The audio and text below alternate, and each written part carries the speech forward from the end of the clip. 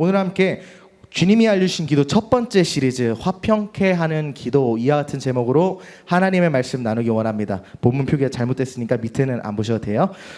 이제 부제를 제가 달았어요. 이 화평케 하는 기도의 부제를 뭐라 달았나, 밑에 우리 짝대기 사이에 있는 말씀 그 구절 한번 읽을까요? 시작. 이렇게 기도를 시작하라. 기도를 어떻게 시작해야 되는지 오늘 함께 말씀을 나누려 합니다. 우리가 오늘부터 주님이 알려주신 기도 이 시리즈를 시작할 텐데 약 2달 정도 말씀을 나눌 겁니다. 여러분, 주님이 알려주신 기도가 뭘까요? 제가 누누이 말했지만 맞습니다. 주기도문이에요. 주기도문. 기독교의 가장 대표적인 기도를 뽑으라고 하면, 성경에 나온 많은 기도문 중에 하나를 뽑으라고 한다면 주기도문이 가장 대표적인 기도라고 할 수 있습니다. 이 주기도문은 예수님께서 제자들과 교회들에게 이렇게 기도하라 이렇게 말씀하시면서 제자들에게 알려주신 기도의 예시이자 기도의 방법이고 기도의 모범이라고 할 수 있어요. 그렇기 때문에 우리가 단순히 그냥 주기도문을 암송하고 줄줄줄줄 외우고 뜻도 모르고 그냥 읽는 것이 아니라, 그것보다 더 중요한 것은 예수님께서 왜 주기도문을 알려주셨는가, 이 기도의 방법을 통하여 어떻게 기도하는지 알려주신 그 까닭이라는 것을 알아야 된다는 거예요. 단순히 주기도문을 외우는 게 중요한 게 아니라 우리가 주기도문을 통해서 우리가 어떻게 기도해야 하는지를 알아야 된다는 거죠. 근데 많은 사람들이 사실은 주기도문을 통해서 어떻게 기도하는지 그 방법을 찾기보다는 그냥 주기도문 줄줄 외우고 끝나는 경우가 많습니다. 그래서 우리가 오늘 주기도문을 갖고 오늘부터 시작하는 주님이 알려주신 기도를 이제 시작하는 이유가, 주기도문이 가장 모범적인 기도라면 우리가 그 기도의 구성과 기도의 방법을 터득해서 하나님 앞에 제대로 된 기도를 해야 한다는 것이죠. 그래서 우리가 함께 이번 시리즈를 통해서 이게 진짜 기도구나, 기도란 이런 것이구나를 함께 나누면서 기도의 더 깊은 영역으로 나가는 저와 여러분 되기를 주님의 이름으로 축복합니다. 믿으십니까?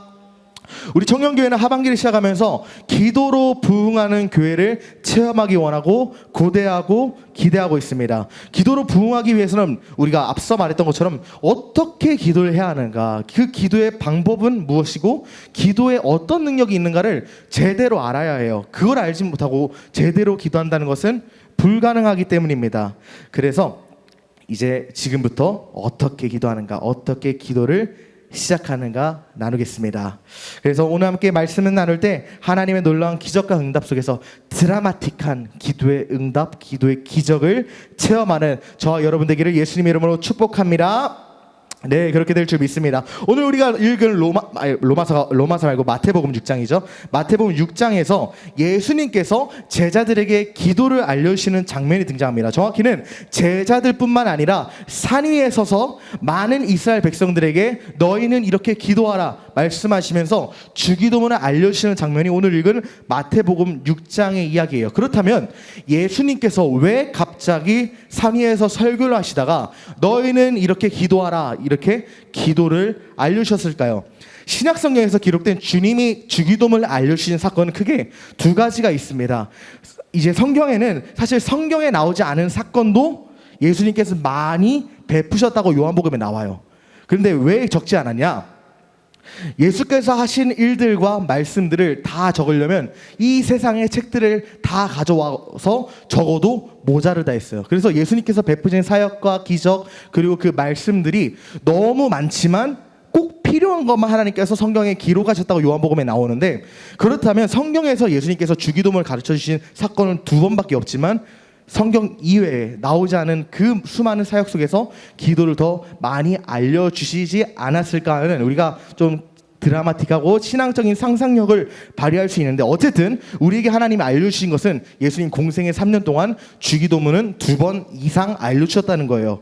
그렇다면 어떻게 알려주셨느냐? 첫 번째로 알려주신 사건은 오늘 우리가 읽은 마태복음 6장에 나옵니다. 산상순, 산 위에서 이스라엘의 많은 백성들에게 설교를 하시면서 설교의 주제 중 하나가 기도였던 거예요. 그래서 너희는 이렇게 살라, 이렇게 행동해야 된다, 하나님 나라는 누구의 것이다 이렇게 말하다가 이제 설교 중에 하나의 주제로 너희는 기도할 때도 이렇게 기도해야 된다 말씀을 하셨다는 거예요. 그래서 산 위에 많은 군중들에게 이제 기도를 설명하신 게 첫 번째 장면이고, 두 번째 사건은 어디 나타나는가? 누가복음 11장에 나옵니다.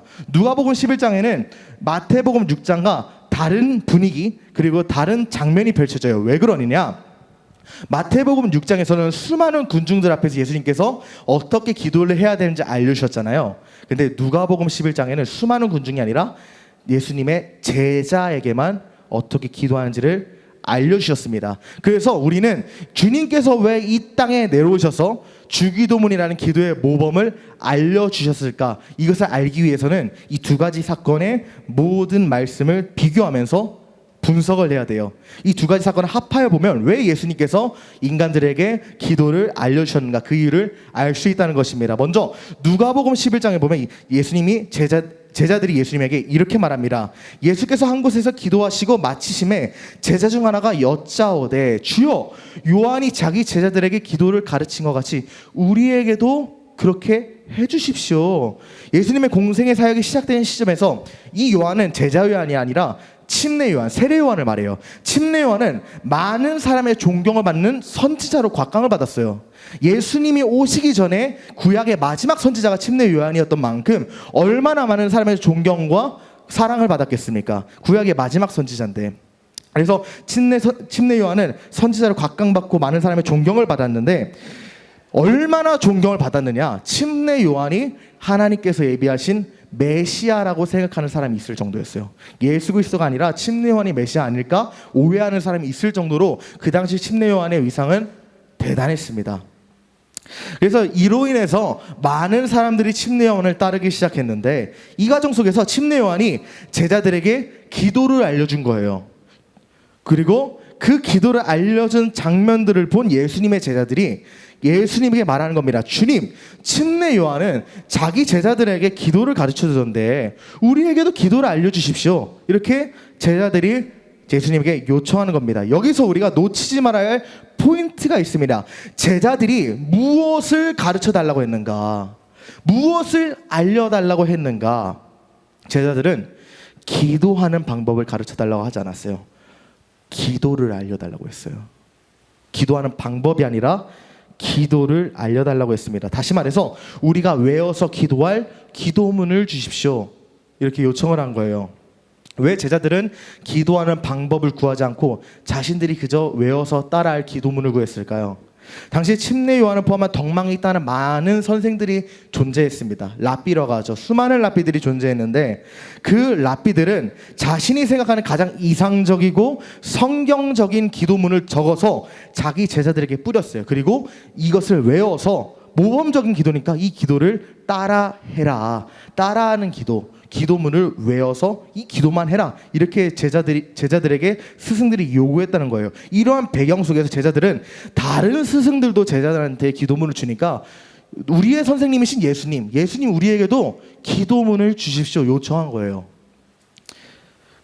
뭐 그렇게 틀린 장면이 아니죠. 다른 사람도 그렇게 하니까 그렇게 할 수 있는 겁니다.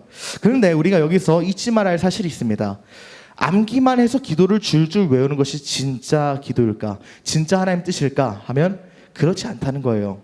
아까 제가 여러분들에게 말씀드렸죠. 예수님께서 제자들에게 왜 기도를 알려주셨는가를 알기 위해서는 마태복음의 장면도 보고 누가복음의 장면도 함께 봐야 된다. 함께 비교해서 두 가지 사건을 합쳐서 봐야 된다. 이렇게 말을 했는데 마태복음에서 예수님께서 많은 무리에게 기도를 알려주시기 직전에 두 가지 거짓 기도에 대해서 알려주신 사건을 먼저 우리가 살펴야 됩니다. 두 가지 거짓 기도에 대해서 알려주셨는데 첫 번째 거짓 기도는 무엇이냐? 함께 따라하겠습니다. 보여주기식 기도. 첫 번째 거짓 기도는 보여주기식 기도에 대해서 예수님께서 말씀하셨어요. 우리 6장 5절을 보니까 또 너희는 기도할 때 외식하는 자와 같이 하지 말라. 그들은 사람에게 보이려고 회당, 오늘날로 말하면 교회와 큰 거리 어귀에 서서, 그 사거리, 삼거리 같은 사람이 많이 지나고 차가 많이 지나는 그 거리에 서서 모두가 보는 그 거리 위에서 기도하기를 좋아한다. 내가 진실로 너에게 이르노니 그들은 자기 상을 이미 받았느니라. 외식하는 자와 같이 기도하지 말라. 다시 말해서 하나님을 향한 마음 없이 하는 그 모든 기도는 가짜다. 그것은 하나님께 하는 게 아니라 사람들에게 잘 보이기 위해 사람에게 하는 기도다. 예수님께서 말씀하시는 거예요. 그래서 하나님이 내 기도를 듣고 계신지 그것에 대한 관심이 1도 없으면서 유창하게 기도해서 남들에게 인정받고자 하는 그 당시의 바리새인과 사두개인 서기관들을 비판하신 거예요. 그리고 그들의 기도는 하나님이 받지 않으신다고 보여주기식 기도, 이 가짜 기도에 대해서 비판하셨습니다. 마태복음에서는요. 두 번째로 비판하신 가짜 기도는 무엇이냐? 함께 선포합니다. 의미 없이 소리치는 기도. 의미 없이 소리치는 기도에 대해서도 주님은 비판하셨어요. 6장 7절에서 또 기도할 때 이방인과 같이 중언부언하지 말라. 그들은 말을 많이 하여야 들으실 줄을 안다. 너희가 아무리 거창하고 유능한 기도를 할지라도 그것은 이방인과 같이 중언부언하는 기도다. 주님께서 말씀하신 건데, 이방인이 하는 기도, 교회를 다니는 사람 말고 타 종교의 사람들의 기도는 대부분 어떠한가요? 살아있지 않은 거짓 우상에게 가서 인격적인 교제가 없어요. 그러니까 쉽게 말하면 이거예요.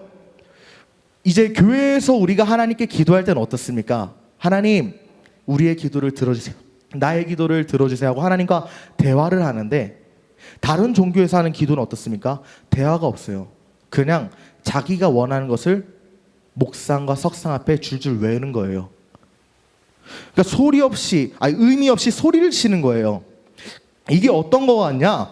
중언부언하는 거다. 이방인이 이렇게 석상과 목상 앞에서 살아있지도 않은 그 존재에게 자기 소원을 외우는 것은 중언부언하는 것이라고 말하는데, 이 중언부언이라는 게 정확히 무슨 뜻이냐면 아기가 옹알이 하는 것처럼 옹알옹알 거리는 것을 중언부언이라고 합니다. 그래서 아기가 옹알거릴 때 모습이 어떻습니까? 요구는 있어요. 내가 지금 기저귀를 갈아야 된다. 나랑 놀아달라. 심심하다. 배고프다. 분유 줘라. 이러는 요구는 있는데 그 울음의 뜻은 없죠. 내가 배고프니까 분유 달라고 울긴 하는데 그 우는 울음 자체에 뜻이 있습니까? 언어가 아니잖아요. 뜻이 안 담겨 있는 거예요. 요구는 있지만 뜻이 없는데, 이방인이 하는 기도가 이와 같다. 하나님을 믿지 않는 사람들이 하는 기도는 아기가 옹알거리는 것처럼 중언부언하는 기도다. 이와 같이 뜻없는 기도, 뜻없이 소리치는 기도를 하지 말라고 주님 말씀하시는 거예요. 마치 어떤 거랑 같냐면 자기 앞에 돌을 금으로 바꾸려고 원하는 마법사가 있습니다. 이 마법사가 아브라카타브라를 외쳐요. 금으로 바꾸기 위해서. 그런데 이 아브라카타브라의 어떤 의미와 어떤 뜻이 담겨 있는지는 모르면서 요구만 있는 거예요. 저걸 바꿔야겠다. 우리 기도가 그런 기도가 되어서는 안 된다. 쉽게 말하면 기도가 주문이 되어서는 안 된다고 예수님께서 말씀하시는 겁니다. 이런 면에서 제자들이 예수님에게 기도하는 방법이 아니라 기도 자체, 기도문을 알려달라고 한 것은 사실은 잘못된 요청이라는 것을 우리가 알아야 된다는 거예요. 제자들은 예수님에게 기도하는 방법을 구해야 됐어요. 우리가 어떻게 하면 하나님께 더 가까이 갈 수 있습니까? 우리가 어떻게 하면 하나님 앞에 더 온전히 나아갈 수 있습니까? 그 방법을 구했어야 되는데, 세상의 다른 제자들도 스승에게 기도문을 받으니까 우리도 외울 기도문을 달라는 것은 우리도 인격적인 대화 없이 하나님 앞에서 그냥 의미 없이 소리치고 보여주기식 기도를 하겠다라고 예수님에게 요구한 거랑 다름이 없기 때문에 기도하는 방법을 요구하지 않고 기도를 요구했다는 것은 잘못된 요구라는 것을 알아야 된다는 겁니다. 그렇다면 보여주기식 기도, 의미 없이 소리치는 기도가 잘못된 것이라면 참된 기도는 어떤 태도를 갖고 해야 할까요? 첫 번째로는 하나님만 바라보는 태도가 필요합니다. 예수님은 보여주기식 기도를 일삼는 사람들에게 어떻게 말씀하시는가? 6장 6절에서 이렇게 말씀하십니다. 너는 기도할 때 내 골방에 들어가 문을 닫고 은밀한 중에 계신 내 아버지께 기도하라. 은밀한 중에 보시는 내 아버지께서 갚으실 것이다. 기도 가운데 하나님과 나 사이에, 그 사이에 아무것도 없어야 된다는 거예요. 이것은 단순히 사람 많은 곳에서 기도하지 말라 이런 거를 의미하는 게 아니에요. 교회에 사람 많으니까 대표 기도하지 마 이거를 의미하는 게 아니라, 내가 하나님과 있을 때 그 사이에 하나님과 나의 관계를 방해하고 의식하게 만드는 그 어떤 존재도 존재해서는 안 된다는 것을 예수님께서 말씀하시는 거예요. 우리가 사거리에서 기도한다고 생각하면, 그리고 우리가 사람 많은 그런 장소에서만 기도한다고 생각하면 어떻습니까?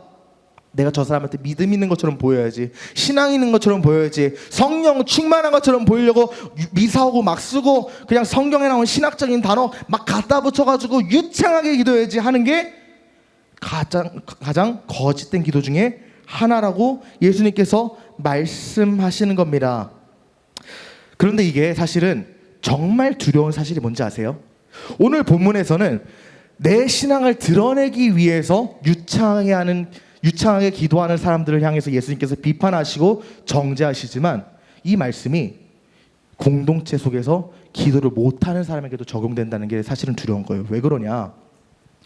교만한 사람도 사람을 의식합니다. 그래가지고 내가 저 사람들에게 잘 보이기 위해서 기도 잘해야지 이렇게 의식을 하는데, 공동체에서 기도를 시켰을 때 전도사님 저 기도 못하겠어요, 부끄러워요 하는 것도 사실은 이 비판에 들어간다는 거예요. 왜 그러냐? 기도는 나와 하나님 사이에 있는 일인데 내가 남을 의식해서 기도하는 게 부끄러운 거잖아요. 오늘 예수님께서 말씀하시는 겁니다. 기도자는 하나님께만 집중해라. 기도 가운데 하나님만 의식하고 하나님만 두려워해라. 남을 보는 것이 아니라 하나님만 바라보는 태도를 가져야 된다고 말씀하시는 겁니다. 두 번째로 참된 기도를 하기 위해서 가져야 되는 태도가 무엇이냐? 한마디를 할지라도 믿음으로 하라는 거예요. 아까 말했죠. 의미 없이 중언부언 웅얼웅얼거리는 소리치는 기도를 하지 말아라. 어떻게 기도해라 하는가? 6장 8절입니다. 그러므로 그들을 본받지 말라. 중언부언하는 사람들을 본받지 말라. 우리 하나님께서는, 너희 아버지신 하나님께서는 너희가 기도하면서 구하기도 전에 너희에게 무엇이 있어야 될지를 아신다.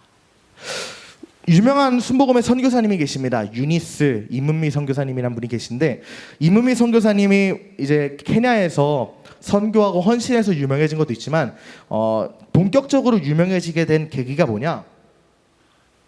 한 5분짜리 영상이 있어요. 5분짜리 영상이 CGN TV에서 방영이 됐는데, 그 영상이 갑자기 유튜브 알고리즘을 타고 떡상을 하고 교회들 사이에서 퍼져가지고 순복음에 엄청난 아웃풋이 되셨는데, 어떤 영상이었는가? 이제 이문미 선교사님이 케냐에서 선교를 가면, 사실 케냐가 우리나라보다 경제 수준이 낮기 때문에 못 사는 애들이 더 많겠죠, 우리나라보다. 근데 얼마나 못 사느냐? 신발도 없고 옷도 없고 막 헐벗고 굶주린 애들이 많다는 거예요. 근데 어느 날 선교사님이 이제 그 아이들한테 이제 전도도 하고 또 아이들 챙겨주려고 이제 길거리를 걷는데, 애들한테 가고 있는데 저 멀리서 애들이 선교사님 부른 거예요. 그 케냐에서 선교사님 이름이 유니스거든요. 유니스 하고 달려오면서 선교사님한테 막 안기려고 뛰어오는데, 선교사님 그때 무슨 생각했느냐? 유니스 하고 외치는 애 한 명 보면 제 신발 사줘야 되는데, 유니스 하고 외치면 쟤 지금 집 힘든데 먹을 거 내가 줘야 되는데, 유니스 하고 외치는데 쟤 옷이 없구나, 내가 어떻게 좀 더 후원을 받아가지고 옷 사줘야겠다. 이런 감정을 느꼈는데, 이게 하나님이 나를 보시는 기분이겠구나. 내가 하나님께 외치기만 해도, 내가 하나님께 구하지도 않아도, 내가 하나님께 무엇을 응답해달라고 요구하지도 않아도 하나님 하고 부를 때 쟤 지금 가정이 힘든데, 하나님 하고 부를 때 쟤 지금 경제적인 사정이 힘든데, 하나님 하고 부를 때 쟤 지금 병 걸렸는데, 내가 하나님께 기도하기도 전에 하나님이 구하기도 전에 내게 있어야 할 모든 것을 아시는구나를 깨닫게 됐다는 거예요. 이게 뭘 말합니까?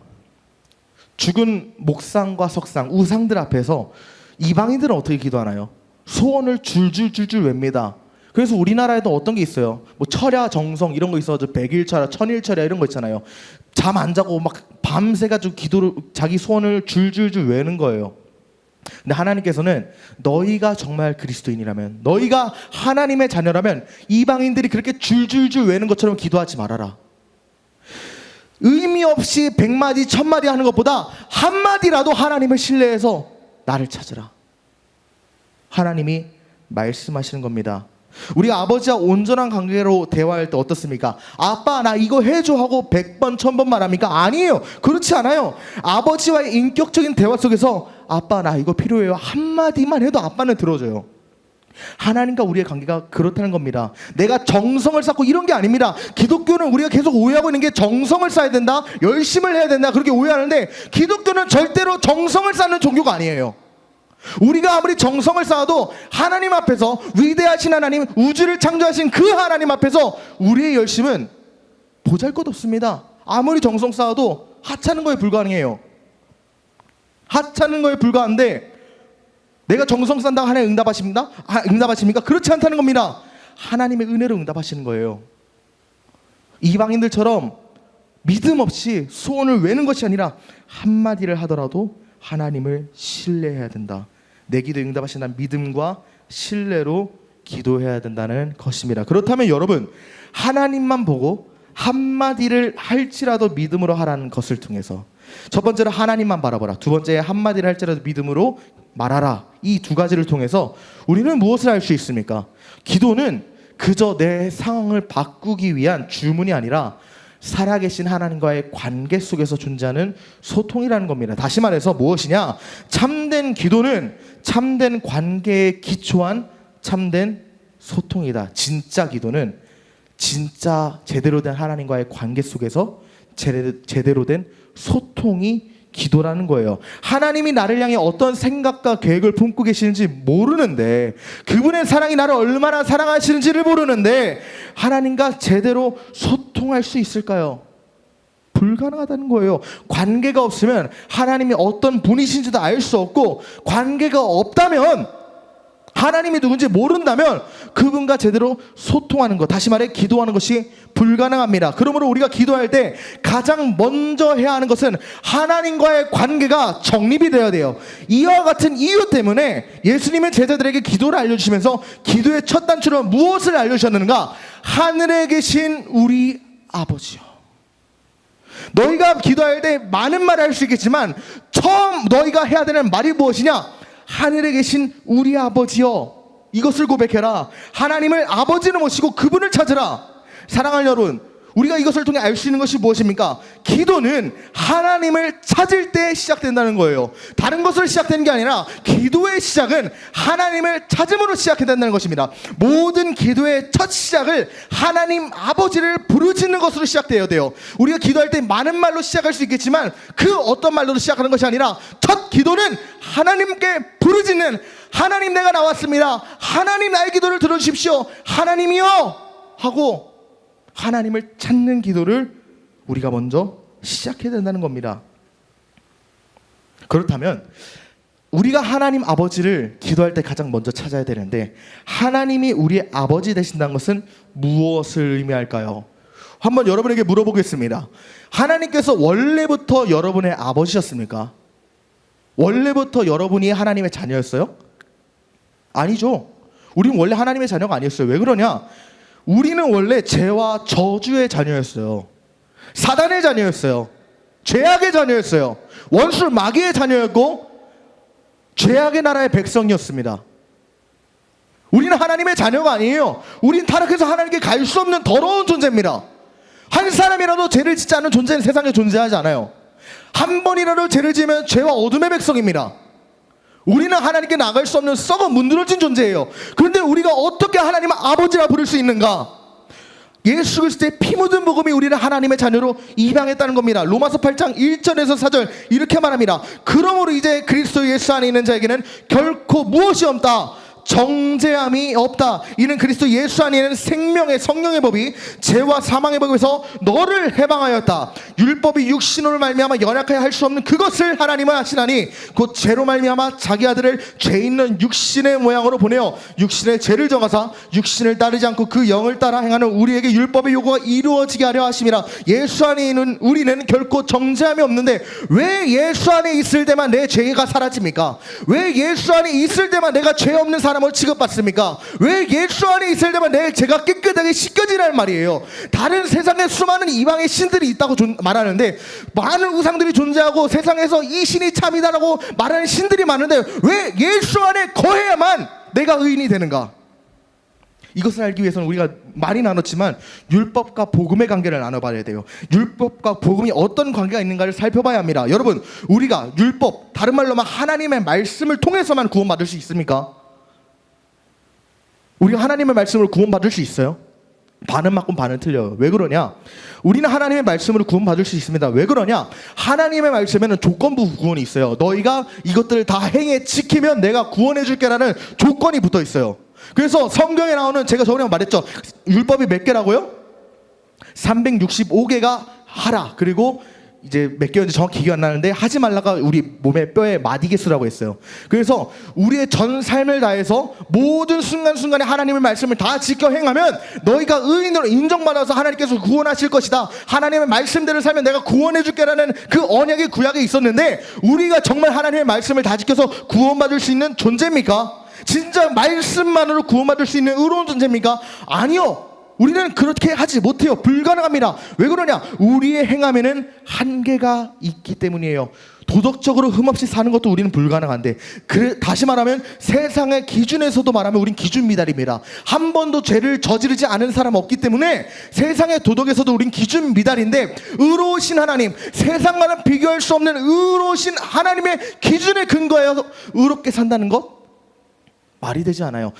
얼마나 말이 되지 않느냐?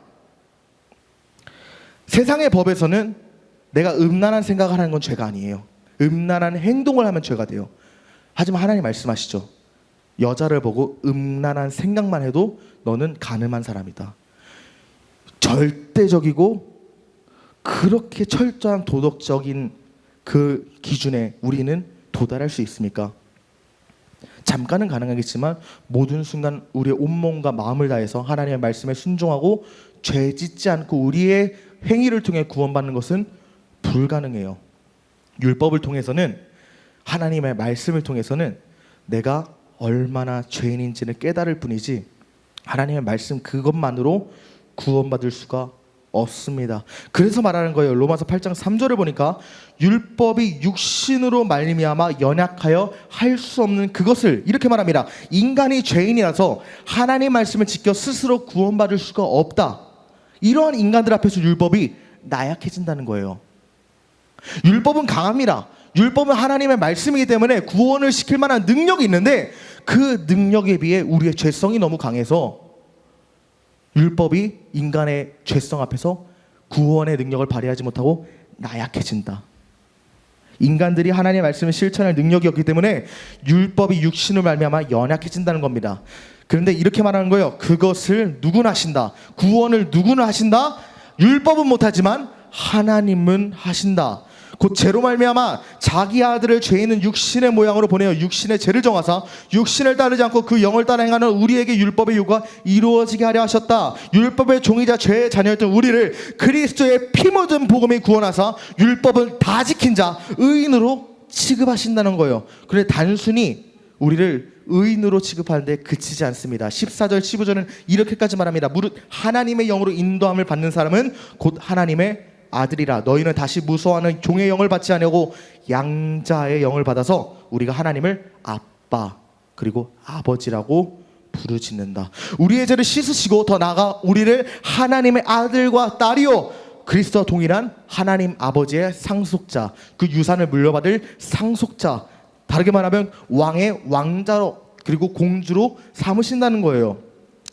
이전에는 죄의 종이요 저주의 백성이었기 때문에 하나님께 나가는 것이 두려움이었습니다. 공포였습니다. 죄를 지어 타락한 아담과 하와가 하나님의 낯을 피해 나무 뒤에 숨었잖아요. 창세기를 보면 그거랑 똑같이 하나님께 나갈 수가 없었어요. 두려워가지고. 근데 이제는 다르다는 거예요. 하나님께 갈 수 없으니까 화평의 하나님이 우리에게 이제 찾아오신 거예요.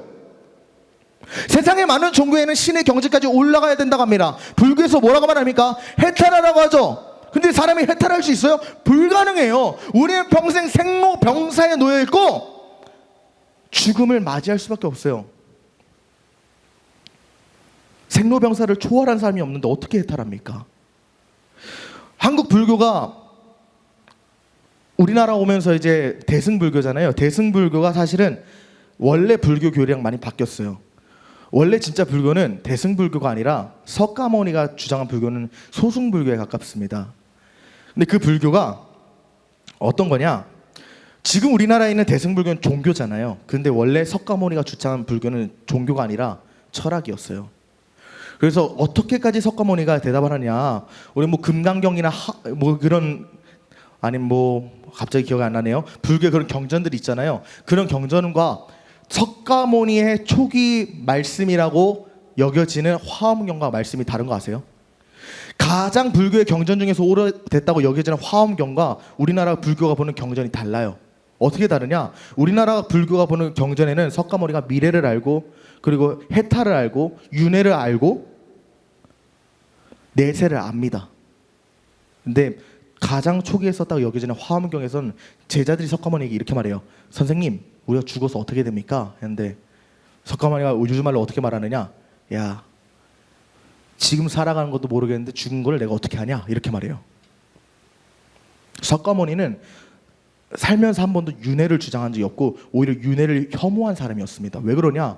당시의 힌두교, 그 힌두교가 윤회라는 카스트 제도라는 것을 이제 정치의 도구로 삼아서 민중들을 억압했기 때문에 석가모니가 제일 먼저 폐지해야 된다고 말한 제도가 윤회예요. 오늘날 우리에게 들어온 불교는 힌두교랑 불교가 짬뽕이 된 거지 정통 불교가 아닙니다. 불교를 포함해서 수많은 종교들이 이렇게 경제 올라가라고 말을 하는데 올라갈 수 있냐고요? 없어요. 왜 올라갈 수 없느냐? 수행해서 올라가면 되는 거 아니야? 이렇게 말할 수 있겠지만 불가능해요. 왜 그러냐? 한 번도 죄를 안 지어야 돼요. 신의 경지에 올라가면 한 번도 실수를 하지 않아야 되는데 모든 사람은 한 번 이상 실수하는데 어떻게 그 경지에 올라갑니까? 기독교가 다른 종교랑 다른 게 이거예요. 우리는 신에게 가지 못해요. 우리는 하나님께 도달할 수 있는 능력도 의지도 선함도 없습니다. 그래서 하나님이 우리에게 찾아오신 게 복음이에요. 근데 그 복음이 단순히 우리를 의인 취급하는 걸 넘어서 하나님의 자녀 삼았습니다. 그렇다면 우리가 하나님의 자녀된 삶을 살았다면 우리의 기도는 어떻게 바뀔까요? 단순히 신에게 제사를 지내는 그런 딱딱한 관계가 될까요? 아니죠. 하나님이 내 아버지 되신다면 우리가 아빠 아버지라고 부를 수 있다면 아빠 부르면서 어린아이와 같이 하나님께 요구하며 달려갈 수 있는 존재로 바뀌었다는 것을 의미합니다. 그러나 우리가 이 사이에서 잊지 말아야 할 사실이 하나 있어요. 하나님의 자녀가 된 사람이 세상의 관점에서 바라봤을 때 늘 행복과 평강과 기쁨만이 넘치는 삶을 사는가? 그렇지는 않다는 것을 기억해야 합니다. 17절을 보니까 자녀이면 또한 상속자 곧 하나님의 상속자인데 너희는 하나님의 자녀이기 때문에 상속자다 이렇게 선포하면서 동시에 무엇을 우리에게 알려주느냐? 그리스도와 함께하는 상속자가 너희라면 너희도 그리스도와 함께 영광을 받기 위해 그리스도의 고난에 동참해야 한다. 하나님의 자녀여 그리스도와 함께 상속자가 된 우리는 그리스도의 영광을 받기 위해 그리스도의 고난에도 참여하라고 하나님께서 오늘 지금 요구하시는 거예요. 그러므로 우리가 기도할 때 하늘에 계신 아버지 하는 기도는 그저 의미 없이 지나치는 관례적인 기도, 하나님 호출하는 게 아닙니다. 그렇게 되어서는 안 돼요. 하늘에 계신 우리 아버지 하고 기도하는 거, 고백하는 것은 내가 그리스도와 동일한 상속자요, 하나님의 아들이요, 하나님의 딸인데 하나님의 자녀라면 그리스도를 따라 영광을 받기를 선택하겠습니다. 그리고 그 영광을 받기 위해 그리스도와 동일한 고난도 받겠습니다 하고 고백하는 것이 되는 거예요. 단순히 의미 없이 하나님 아버지 부르짖는 게 아니라 아버지 내가 자녀답게 살겠습니다, 영광과 고난에 참여하는 자가 되겠습니다 하는 고백이 되어야 된다는 겁니다. 다시 말하면 하나님 아버지 하고 부르짖는 것은 나는 십자가를 짊어지겠습니다 하고 고백하는 거라는 거예요. 이것을 통해서 우리가 기도가 무엇인가 알 수 있는 한 가지 사실이 있습니다. 우리가 첫 번째로 뭐라고 했습니까? 기도는 하나님을 찾을 때 시작된다고 했죠. 근데 무엇도 해야 되는가? 기도는 나를 부인할 때 시작된다는 사실이에요. 하늘에 계신 우리 아버지 하고 고백하는 삶은 죄악된 나의 과거를 십자가에 못 박고 나의 죄악된 그 자아들을 부인하는 삶입니다. 이전에는 남을 판단하고 정죄하는 인생이었지만 이제는 정죄하거나 판단하거나 미워하지 않고 사랑하는 삶을 살겠다는 고백이 되어야 된다는 거예요. 이것이 우리에게 허락된 고난입니다. 우리가 하나님을 아버지라고 말로 기도만 하는 것이 아니라 나의 가정과 직장, 사회와 교회 모든 영역에서 나는 나의 감정을 부인하겠습니다. 나의 생각을 부인하겠습니다. 나의 판단을 부인하겠습니다. 나는 나를 부인하겠습니다. 하나님 아버지라고 고백할 때 이 고백이 들어간다는 거예요. 근데 이것이 쉽습니까? 내게 주어진 십자가가 나를 부인하는 것인데 이게 쉽습니까? 아니요, 쉽지 않아요. 죽을 듯이 힘듭니다. 내 감정을 부인한다는 게 말이 되지 않아요. 왜 그러냐? 내가 저 사람 미워하지 말아야지 생각하는 순간에 나는 이미 그 사람 미워하고 있어요. 내가 저 사람 판단하면 안 돼 하고 생각하는 순간에 이미 판단을 했다는 거예요. 이 판단과 감정을 절제하고 싹을 자르고 나를 부인한다는 것 쉽지 않습니다. 죽을 듯이 힘듭니다. 사랑할 수 없는 사람을 위해 희생하고 참고 품어주는 것 쉽지 않아요. 그런데 하나님께서 말씀하시는 거예요. 너희가 만약에 사랑할 수 없는 사람을 사랑하지 않고 품어주지 않고 참지 않는 상태에서 하나님 아버지라고 부른다면 너희 기도는 중언부언하는 가짜 기도다. 나를 부인할 때 진정한 기도가 시작된다. 나를 부인하지 않고 내 육신의 정욕, 안목의 정욕, 이생의 자랑을 따라 삶을 살아가는 것은 하나님의 자녀가 아니요 신자가 아닙니다. 내 마음대로, 내 감정대로, 내 생각대로, 내 환경대로, 판단대로, 상황대로 살아가는 사람은 하나님의 아버지라고 고백할 수 있겠습니까? 할 수 없다는 거예요. 그것은 신자가 아니요 자녀된 삶이 절대로 아닙니다. 나를 부인하지 않으면 하나님을 진정 내 아버지라고 자신에게 떳떳하게 부를 수 있는 삶이 될 수가 없다는 거예요. 사랑하는 청년 여러분, 여러분에게 이 시간 도전합니다. 나는 하늘에 계신 아버지 앞에서 나를 부인하는 삶을 살고 있습니까? 내게 닥쳐온 고난 앞에서 나를 부인하고 십자가를 짊어지는 삶을 살고 있습니까? 기도는 참된 관계에 의존한 참된 소통이라 하였는데 당신과 하나님 아버지 간의 관계는 어떠하십니까? 그 관계는 안녕하십니까? 그 관계에 기초한 좋은 소통이 여러분의 삶에서 흘러나오고 있습니까? 나를 부인하지 않으면 하나님과의 기도는 불가능해요. 근데 솔직히 우리가 생각을 해보자고요. 이런 삶이 쉬워요? 내가 나를 부인하는 거 방금 말했듯이 죽을 듯이 힘들어요. 불가능해요. 내 감정 죽이는 거 불가능해요. 어떻게 죽을 수 있을까? 솔직히 우리 중에 몇이나 하나님 아버지를 떳떳하게 내 아버지다라고 부를 수 있는 삶의 태도를 갖고 있습니까? 저 자체도, 저 스스로도 하나님이 내 아버지다 떳떳하게 부를 수 있을 정도로 거룩한 삶을 살지 않고 있습니다. 우리의 인생은 절대적인 거룩을 이룰 수 없는 타락한 인생이고 타락한 자하고 타락한 우리의 영혼이에요. 우리는 하나님 앞에서 절대로 거룩한 자, 떳떳하게 완전하게 떳떳한 사람이 될 수가 없는데 어떻게 하나님을 떳떳하게 아버지라고 부를 수 있을까요? 사랑하는 청년 여러분, 기억하십시오. 첫 번째는 하나님을 부르짖을 때, 하나님을 찾을 때 기도가 시작되고, 두 번째로는 나를 부인할 때 기도가 시작된다면, 세 번째로는 나의 기도는 그리스도를 의지할 때 시작된다는 사실을 기억하십시오. 갈라디아서 2장 20절 이렇게 말합니다. 내가 그리스도와 함께 십자가에 못 박혔나니 그런즉 이제는 내가 사는 것이 아니요 오직 내 안에 계신 그리스도께서 사시는 것이다. 이제 내가 육체 가운데 사는 것은 나를 사랑하사 나를 위하여 자기 자신을 버리신 하나님의 아들을 믿는 믿음 안에서 사는 것이다. 예수가 못 박혔을 때 나도 못 박혔습니다. 나의 죄악된 본성은 죽었고 이제 새 사람이 됐습니다. 예수 그리스도께서는 새 사람이 된 나를 예전에 죄인이었던 시절로 나를 판단하거나 정죄하지 않으시고 갚을 수 없는 은혜로 나를 품으셨어요. 이 은혜를 받은 내가 어떻게 남을 판단하고 정죄할 수 있겠냐는 거예요. 하나님의 은혜, 그리스도의 십자가 공로를 의지할 때 내가 남을 사랑할 수 있습니다. 그리고 그때 비로소 기도가 시작됩니다. 예수 그리스도의 공로로 내가 하나님을 아버지라고 부를 수 있다는 사실을 기억해야 합니다. 내가 하나님 아버지 이렇게 부르짖을 때 나는 당연히 하나님의 아버지야 이렇게 하는 것이 아니라 나는 하나님의 아버지라고 부를 수 없는 더러운 존재지만 예수 그리스도의 십자가가 오늘도 죄악되고 타락한 나를 하나님의 아들로 만드셨구나 하는 감격의 고백이 되어야 됩니다. 하나님 아버지 부르짖을 때 예수의 십자가가 내 가슴에 심겨지고 그 십자가 앞에 나아가야 된다는 거예요. 용서받을 수 없는 죄인이 나를 저주받고 썩 없어져 볼 수 없는 나를 먼저 사랑하사 나를 위하여 자기 자신을 버리신 하나님의 아들과 그를 보내신 하나님을 의지하는 것, 이것이 기도의 시작입니다. 우리는 우리의 힘으로 하나님께 나아갈 수가 없어요.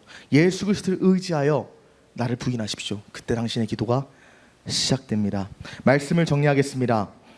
우리는 남들에게 보여주기 위한 기도나 의미 없이 소리치는 기도를 해서는 안 됩니다. 기도는 참된 관계에 기초된 참된 소통이기 때문에 의미 없는 아우성이나 아니면 그냥 하나님 앞에서 남들에게 보여주기 위한 가짜 기도가 되어서는 안 된다는 거예요. 관계가 없으면 하나님이 어떤 분인지 알지 못하기 때문에 온전한 관계가 필요합니다. 성경은 죄인된 우리가 그리스도의 복음으로 입양되어 하나님의 자녀가 되었다고 선포합니다. 그러므로 우리는 하나님 아버지를 찾으며 기도해야 합니다. 기도는 하나님 아버지를 찾을 때 시작됩니다. 그리고 내가 하나님의 자녀 된다는 것은 그분께 순종하여 십자가를 짊어진다는 고백이기에 기도는 동시에 나를 부인할 때 시작된다는 것을 기억해야 합니다. 그리고 내가 내 감정과 판단을 내 힘으로 이겨내는 것은 불가능한 것도 우리가 우리의 삶에서 날마다 목격하기 때문에 예수 그리스도를 의지합니다. 그분을 의지할 때 우리의 기도는 시작됩니다. 오늘 설교의 제목이 무엇입니까? 화평케 하는 기도죠. 당신의 삶에 평강과 기쁨이 없습니까? 화평이 필요하십니까? 하나님 아버지를 부르짖으십시오. 우리가 하나님을 찾을 수 있는 것, 예수님의 십자가의 보혈이 하나님과 원수된 나를 화평케 하셨습니다. 우리가 그 보혈의 공로를 의지해서 하나님을 부르짖는다면, 우리 하나님 아버지를 자녀된 것으로 찾는다면 화평이 없는 나의 삶에 화평의 아버지가 찾아오셔서 여러분을 맞이하실 거예요. 그리스도를 의지하여 기도할 때 비로소 하늘에 계신 아버지 하나님께서 사랑의 팔을 펼고 사랑의 팔을 넓게 펴고 하늘에 계신 것이 아니라 당신의 삶으로 임하실 겁니다. 하늘에 계신 아버지 하고 부를 때 당신의 삶에 찾아오신 하나님을 경험하게 될 것입니다. 그리고 찾아오신 것뿐만이 아니라 찾아오셔서 나를 품으시고 내 기도에 응답하시는 것을 체험하게 될 것입니다. 화평이 필요한 당신, 화평의 하나님을 찾고 하나님을 맞이할 준비를 하십시오. 그렇다면 하나님께서 나와 원수되었던 그 관계를 화평케 하신 것처럼 당신의 삶에도 화평을 허락하실 것입니다. 하늘에 계신 아버지 하나님을 이 땅에서 기도를 통해 체험하는 저와 여러분 되시기를 주님의 이름으로 축복합니다.